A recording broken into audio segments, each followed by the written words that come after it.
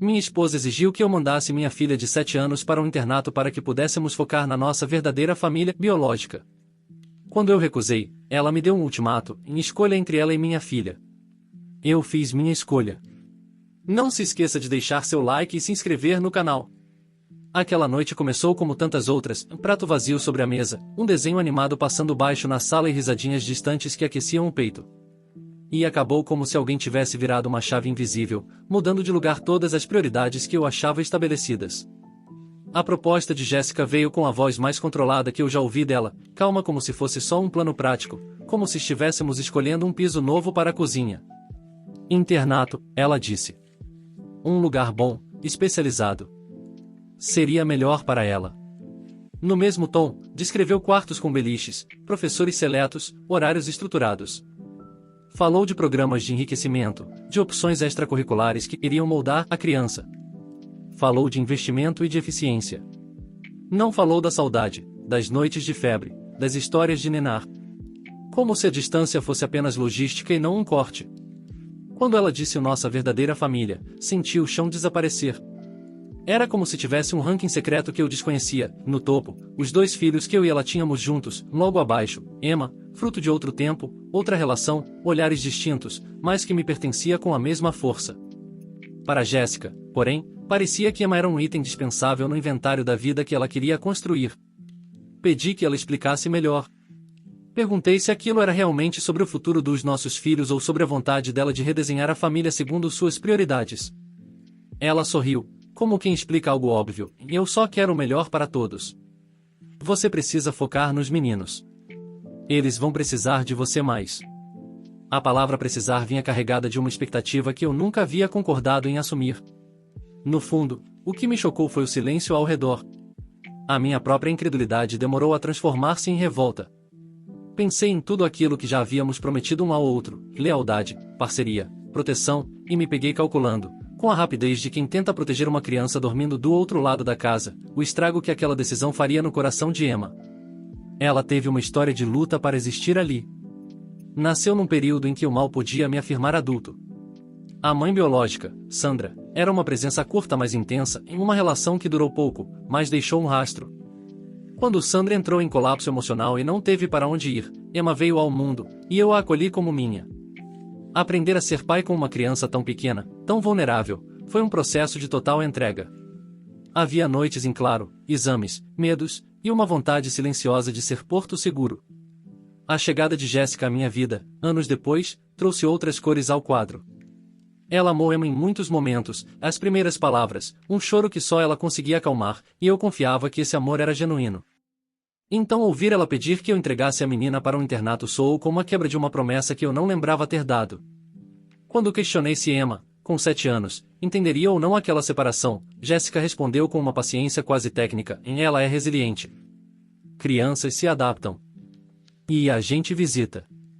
Eles voltam durante o fim de semana. Foram frases que tentavam reduzir o trauma a um itinerário de visitas. Como se presença fosse uma equação a ser otimizada. Passei a olhar para minha filha na sala com lentes novas. Cada risada parecia uma contagem regressiva invisível que Jéssica queria acelerar. Vi, no rosto de Emma, uma confiança que eu precisava preservar a todo custo. Lembrei das manhãs em que ela chegava ao meu trabalho para me mostrar um desenho e saía com os 2 braços cheios de abraços. Pensei nas histórias que contei para ela antes de dormir, nas promessas que fiz ao colocá-la na cama. Aquele momento na cozinha foi um ponto de virada.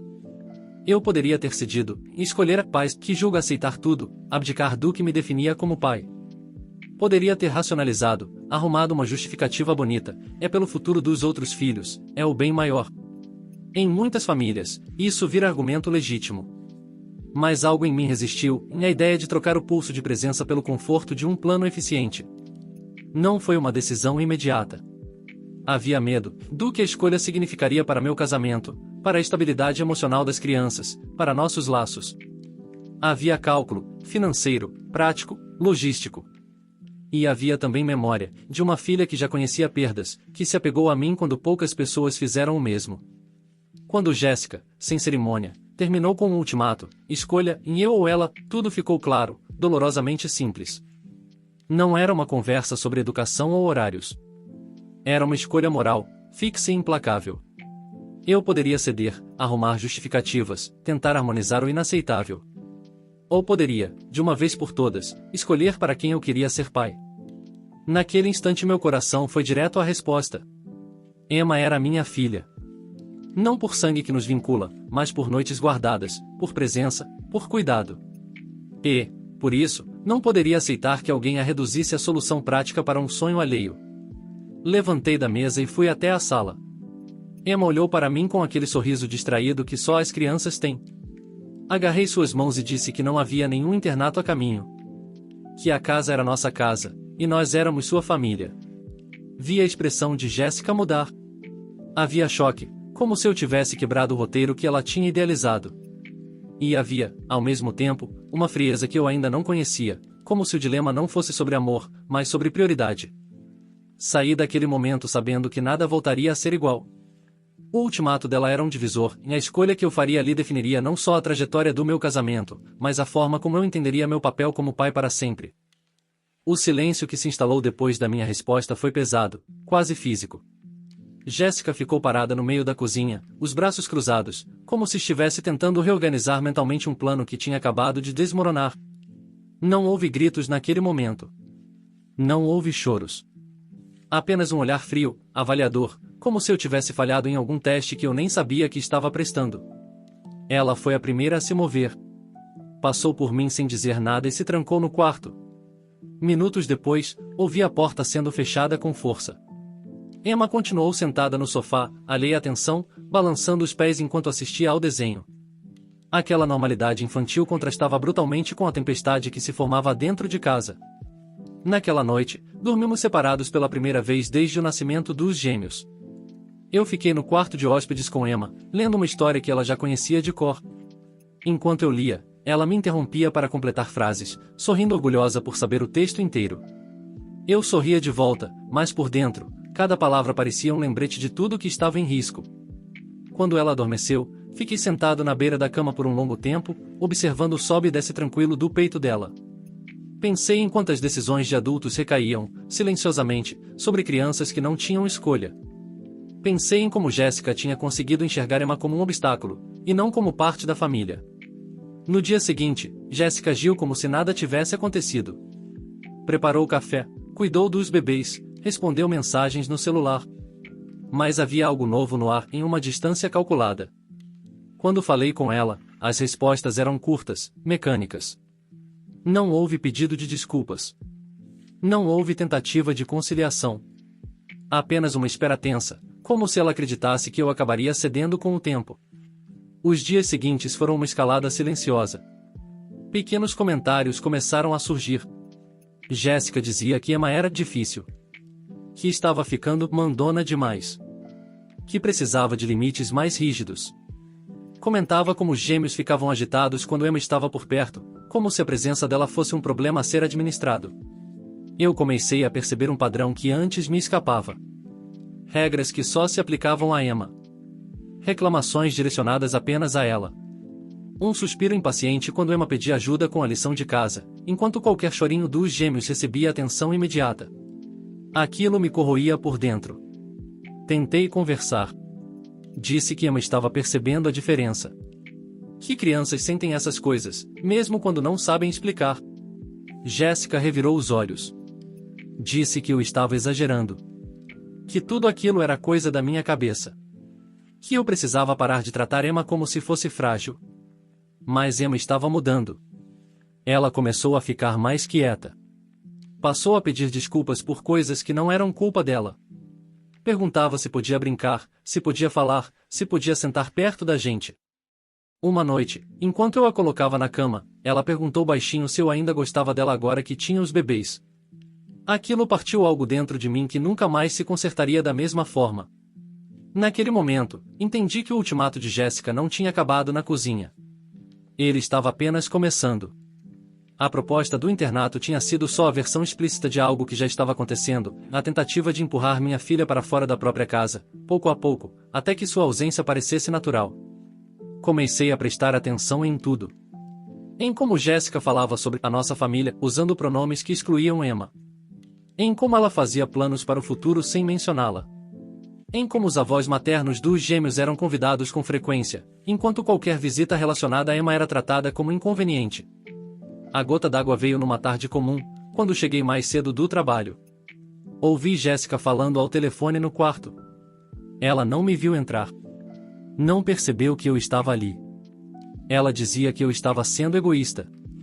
Que eu não entendia o que era proteger meus filhos de verdade. Que Emma nunca seria como os outros. Que eu precisava aceitar isso. Fiquei parado, ouvindo, com o coração disparado. Aquela não era uma discussão sobre escola. Era sobre pertencimento. Sobre quem merecia ficar e quem podia ser descartado. Naquela noite, sentei à mesa com Jéssica e disse que precisávamos de ajuda. Terapia de casal. Terapia familiar. Qualquer coisa. Eu ainda acreditava que havia uma chance de consertar, de alinhar, de proteger todas as crianças envolvidas. Ela riu. Disse que eu estava dramatizando. Que eu era o problema. Que se eu não fosse capaz de colocar a família em ordem, talvez ela precisasse repensar o casamento. E ali, pela segunda vez, ela tentou me empurrar para a mesma escolha. Só que dessa vez, eu já sabia exatamente o que estava em jogo. A partir daquele momento, viver na mesma casa passou a parecer uma encenação mal ensaiada. Jéssica e eu nos movíamos pelos cômodos como estranhos que dividem um espaço por obrigação, não por escolha. Falávamos apenas o necessário, sempre na frente das crianças, sempre medindo cada palavra. Mas o silêncio entre nós dizia muito mais do que qualquer discussão aberta. Eu comecei a organizar minha rotina em torno de Emma. Ajustei meus horários no trabalho, passei a buscá-la pessoalmente na escola, garanti que jantássemos juntos todas as noites, nem que fosse algo simples.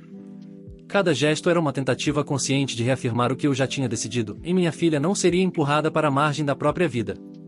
Jéssica, por outro lado, parecia dobrar a aposta. Se antes as atitudes eram sutis, agora eram friamente calculadas. Ela passou a registrar tudo. Pequenos incidentes domésticos viravam provas de que Emma era difícil. Um copo quebrado, uma birra comum de criança, um atraso na lição de casa. Tudo era anotado mentalmente, e às vezes literalmente. Uma noite, encontrei um caderno na mesa do escritório. Não era um diário. Era uma lista. Horários, comportamentos, comentários fora de contexto. Emma aparecia ali como um problema a ser documentado, não como uma criança em crescimento. Meu estômago revirou ao perceber o propósito daquela coleção silenciosa de falhas, construir uma narrativa. Quando confrontei Jéssica, ela não negou. Disse que estava se protegendo.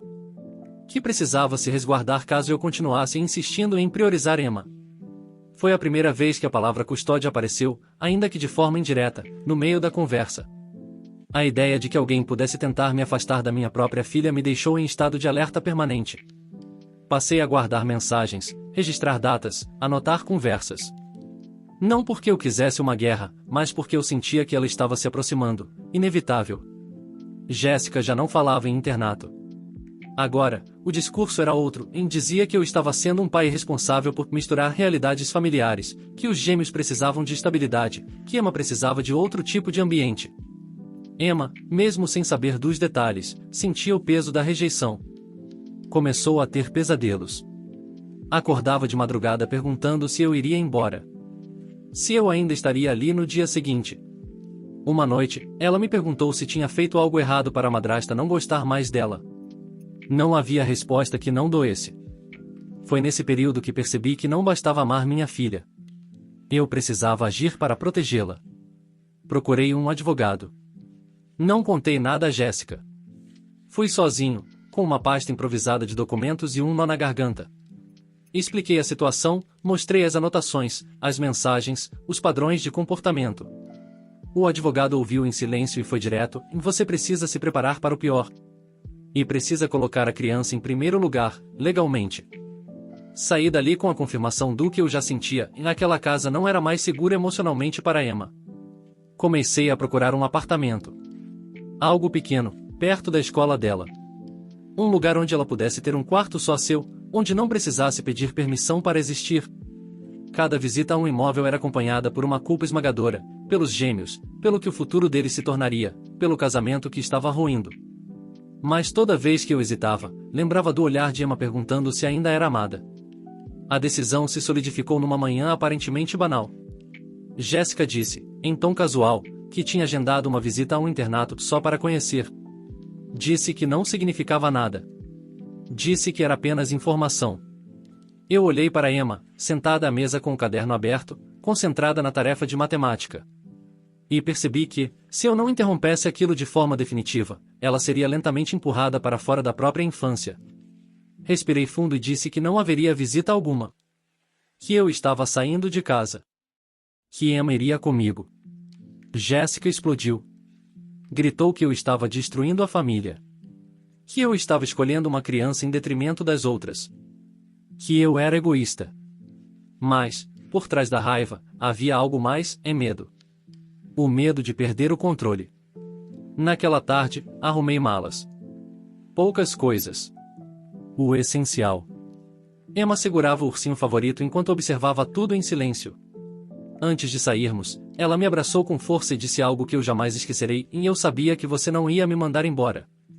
Foi ali que eu entendi que, independentemente do que viesse a seguir, advogados, brigas, julgamentos, eu já tinha feito a única escolha que realmente importava. A mudança aconteceu rápido demais para que eu pudesse processar tudo com calma. Em menos de uma semana, Emma e eu já estávamos instalados no pequeno apartamento que eu havia alugado às pressas. Não era grande, não era sofisticado, mas era silencioso. E, acima de tudo, era um espaço onde ela não precisava se sentir indesejada. Na primeira noite ali, Emma correu de um cômodo ao outro, testando o eco da própria voz, abrindo e fechando portas, escolhendo onde colocaria seus livros e brinquedos. Ela parecia aliviada, como se tivesse saído de um lugar onde precisava se encolher. Eu observei em silêncio, sentindo uma mistura de alívio e tristeza. Alívio por tê-la tirado daquele ambiente hostil. Tristeza por saber que aquela separação não era simples, nem limpa, nem indolor. Jéssica não demorou a reagir. As mensagens começaram poucas horas depois da mudança. Primeiro, acusações. Dizia que eu tinha sequestrado Emma. Que eu estava traumatizando os gêmeos ao afastá-los da irmã. Depois vieram as ameaças veladas. Falava em advogados, em conselhos tutelares, em direitos. Cada notificação no celular fazia meu estômago se contrair. Eu não respondia. Seguia a orientação do advogado. Tudo que pudesse ser usado contra mim precisava ser tratado com cuidado. Emma, por sua vez, começou a florescer. Voltou a dormir a noite inteira. Parou de pedir desculpas por tudo. Voltou a desenhar algo que tinha praticamente abandonado. Seus desenhos agora mostravam casas com janelas grandes, pessoas sorrindo, um pai e uma filha de mãos dadas. Aquilo me dizia mais do que qualquer palavra. Mas a calmaria durou pouco. 2 semanas depois, recebi a notificação oficial. Jéssica estava entrando com um pedido de mediação familiar, alegando que eu estava criando um ambiente hostil e prejudicando o convívio dos gêmeos com a irmã. O papel falava em alienação, em instabilidade emocional, em decisões unilaterais. Ler aquelas palavras me deu náusea. Na primeira audiência, Jéssica chorou. Chorou muito. Disse que eu tinha destruído a família por não aceitar um compromisso razoável. Disse que sempre tentou integrar Emma, mas que eu a impedia de educar as crianças de forma equilibrada. Pintou-se como a parte racional, ferida por um pai emocional demais. Eu ouvi tudo em silêncio. Quando chegou minha vez, não levantei a voz. Falei de fatos. De registros. De padrões. Mostrei as mensagens, as anotações, os comentários repetidos sobre verdadeira família. Mostrei o impacto direto no comportamento de Emma. O juiz ouviu com atenção. Não interrompeu. Ao final, determinou algo simples, mas crucial: Emma permaneceria comigo. Qualquer decisão sobre escola ou mudança deveria ser consensual. E a prioridade absoluta seria o bem-estar da criança. Saí da sala tremendo, mas aliviado. Jéssica saiu furiosa. Nos dias seguintes, ela tentou inverter a narrativa com amigos e familiares. Disse que eu a havia abandonado no pós-parto. Que eu era frio, distante, obcecado pela filha mais velha. Alguns acreditaram. Outros se afastaram em silêncio. Aprendi rapidamente quem realmente importava. O mais difícil, porém, foi explicar aos gêmeos, à medida que cresciam, por que a dinâmica familiar tinha mudado. Emma perguntava deles com frequência.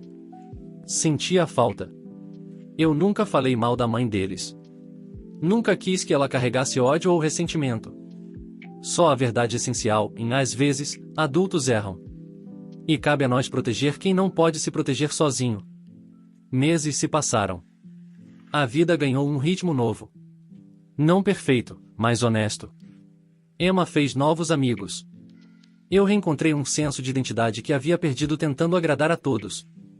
Certa noite, enquanto eu a colocava para dormir, Emma me perguntou se eu tinha ficado triste por perder minha esposa. Pensei por um momento antes de responder. Disse que fiquei triste por perder a ideia de uma família que não era real. Mas que fiquei orgulhoso por ter escolhido ser o pai que ela precisava. Ela sorriu, se virou de lado e adormeceu. E eu soube, com absoluta certeza, que não havia arrependimento algum naquela escolha. O tempo não curou tudo, mas deixou as feridas mais claras. Algumas cicatrizaram. Outras apenas se tornaram parte de quem eu sou. Depois da audiência, a relação com Jéssica entrou em um estágio estranho, quase protocolar. Não havia mais espaço para discussões sobre família de verdade. Agora tudo era mediado por mensagens curtas, frias, e por advogados atentos a cada palavra. Os encontros entre Emma e os gêmeos passaram a acontecer em ambientes neutros, supervisionados. No início, Emma ficava ansiosa antes de cada visita. Perguntava se tinha que se comportar de um jeito específico, se precisava não incomodar. Eu sempre respondia que ela só precisava ser ela mesma. Mesmo assim, era visível o esforço que fazia para ocupar pouco espaço, como se ainda carregasse o medo de ser descartada. Jéssica nunca pediu desculpas. Em vez disso, adotou uma narrativa confortável para si mesma e dizia que eu tinha exagerado, que tudo não passava de um mal-entendido que saiu do controle. Em público, mantinha a postura de mãe dedicada, vítima de um marido inflexível. Em particular, sua frieza era absoluta. Com o passar dos meses, comecei a perceber algo que me surpreendeu: a distância emocional que ela tentou criar entre Emma e o resto da família acabou revelando verdades incômodas para outras pessoas também. Alguns parentes começaram a notar o favoritismo, os comentários sutis, o jeito como Emma era tratada como a exceção. Não todos. Mas o suficiente. Emma, aos poucos, começou a reconstruir a própria segurança. Entrou para aulas de arte, fez amizade com uma vizinha da mesma idade, passou a convidar colegas para dormir em casa. Cada risada solta, cada gesto espontâneo, era uma pequena vitória contra o medo que quase se enraizou nela. Uma noite, meses depois da separação, ela me disse algo que ficou gravado em mim. Pai, aqui eu sinto que posso respirar. Aquela frase valeu cada noite sem dormir, cada audiência, cada perda. Eu também precisei me reconstruir. Passei muito tempo me perguntando se poderia ter evitado tudo aquilo. Se havia sinais que ignorei. Se fui ingênuo ao acreditar que amor declarado bastava para garantir aceitação real. A terapia me ajudou a entender que proteger alguém, às vezes, exige romper estruturas que parecem sólidas por fora, mas estão apodrecidas por dentro. Jéssica seguiu com a vida dela. Refez a narrativa, ajustou o discurso, seguiu em frente sem olhar para trás. Eu não a odeio. Mas também não a absolvo. Algumas escolhas dizem mais sobre quem somos do que qualquer justificativa posterior. Hoje, quando olho para trás, vejo claramente que o ultimato nunca foi sobre internato. Nunca foi sobre escola. Foi sobre controle. Sobre decidir quem merecia prioridade, quem era essencial e quem era substituível. E, diante disso, eu não hesitei quando realmente importou. Emma cresceu sabendo que foi escolhida. Não por obrigação, não por conveniência, mas por amor consciente. E isso moldou quem ela se tornou, em uma menina segura, empática, forte de um jeito silencioso. Às vezes, as pessoas me perguntam se eu faria algo diferente. Se eu tentaria negociar mais. Se eu buscaria um meio-termo. Eu sempre respondo a mesma coisa. Quando alguém te pede para escolher entre sua dignidade como pai e a conveniência de um relacionamento, a escolha já foi feita por eles. Cabe a você apenas reconhecê-la. Eu escolhi minha filha. E faria isso de novo, todas as vezes. Os anos seguintes não foram fáceis, mas foram honestos. E isso fez toda a diferença. Emma cresceu em um ambiente onde não precisava competir por afeto nem provar que merecia existir. Aos poucos, aquele medo silencioso de ser deixada para trás foi sendo substituído por algo mais firme e confiança. Ela começou a se expressar mais, a defender suas ideias, a ocupar espaço sem pedir licença. Eu via isso nos pequenos detalhes, na forma como falava com adultos, na segurança com que fazia amigos, na tranquilidade ao errar sem entrar em pânico. Eu também mudei. Passei a observar mais, a ouvir mais, e a desconfiar de discursos bonitos que escondem exclusões sutis. Aprendi que amor verdadeiro não cria hierarquias ocultas entre crianças. Não coloca umas como prioridade e outras como inconvenientes. Amor de verdade soma, não empurra para longe. Jéssica e eu finalizamos o divórcio de forma definitiva. Não houve reconciliação, nem fechamento emocional do tipo que os filmes gostam de mostrar. Apenas a aceitação fria de que aquela relação não poderia continuar sem que alguém fosse sacrificado, e eu já tinha decidido quem eu jamais sacrificaria. Os gêmeos cresceram também, e à medida que foram entendendo mais do mundo, começaram a fazer perguntas. Nunca os afastei de Emma. Nunca inventei histórias. Apenas expliquei, de forma adequada à idade, que famílias podem mudar de forma, mas não precisam perder o respeito. Emma sempre foi apresentada como irmã, não como filha de antes, não como exceção. Com o tempo, percebi algo curioso, e nas crianças entendiam melhor do que muitos adultos. Hoje, olhando para trás, vejo com clareza que o ultimato que Jéssica me deu foi um presente disfarçado de ameaça. Ele me forçou a enxergar o que eu talvez tivesse ignorado por mais tempo. Me obrigou a escolher não o caminho mais fácil, mas o mais correto. Emma, agora mais velha, sabe da história. Não em detalhes cruéis, mas o suficiente para entender que foi defendida quando não tinha voz. Ela sabe que não foi um peso. Nunca foi um problema a ser resolvido. Foi, e sempre será, uma escolha consciente. Certa vez, já mais velha, ela me disse algo simples, quase casual, enquanto caminhávamos juntos. Pai, eu nunca tive dúvida se você ficaria. E foi ali que percebi o verdadeiro impacto de tudo. Não foi sobre perder um casamento. Não foi sobre vencer uma disputa. Foi sobre garantir que uma criança crescesse sem duvidar do próprio valor. Se existe algo que aprendi com tudo isso, é que quando alguém te pede para escolher entre uma criança e um conforto adulto, a escolha não é difícil, é apenas dolorosa para quem nunca deveria ter feito a pergunta. Eu escolhi minha filha. E escolhi protegê-la. E essa foi a decisão mais certa da minha vida. Obrigado para quem ouviu até aqui. Curta e se inscreva no canal para mais vídeos.